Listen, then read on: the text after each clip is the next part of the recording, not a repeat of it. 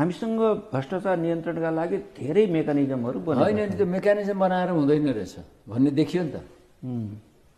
कतिवटा मेकानिजम छ हेर्नुहोस् त, थुप्रै छन्। थुप्रै छ हजुर होइन। हजुर त्यो मेकानिजम बनाएर मात्रै हुँदैन, तपाईँभित्र त्यो मेकानिजमलाई फलो गराउन सक्ने ताकत छ कि छैन भन्ने हो।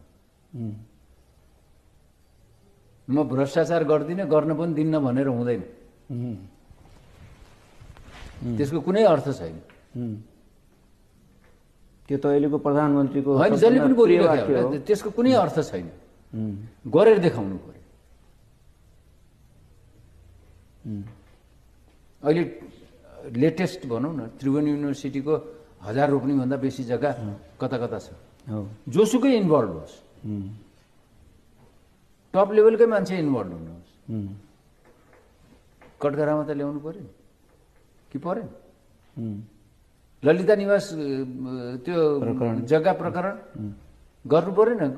माथि माथिको मान्छे चाहिँ छुट्ने अनि तल तलको मान्छे चाहिँ पर्ने, त्यस्तो पनि कहीँ हुन्छ? अनि तपाईँसित रिस उठ्यो भने सम्पत्ति शुद्धिकरण लगाइदिने, त्यो त भएन नि त तरिका। यो कस्तो भइरहेको छ भने टेरराइज गर्ने, राज्यले टेरराइज गर्ने प्रवृत्ति सुरु भयो क्या। तपाईँलाई अख्तियारमा हालिदिन्छु भन्यो, या सम्पत्ति शुद्धिकरणमा लगाइदियो, या केही अर्कोमा लगाइदियो, सिआइबीमा लगाइदियो। माने ऊ त भयो नि, केही छैन र त्यही पनि हुन्छ नि त। त्यो टेरराइज राज्यले गर्न थालेको छ। त्यो डिफिकल्ट परिस्थितिमा हामी छौँ नि त। तपाईँ हेर्नुहोस् न, माने हरेक दिन न्युज त आइरहेको छ नि। टप लेभलको मान्छेहरू पनि इन्भल्भ छन् भने त्यसलाई ऊ गर्नु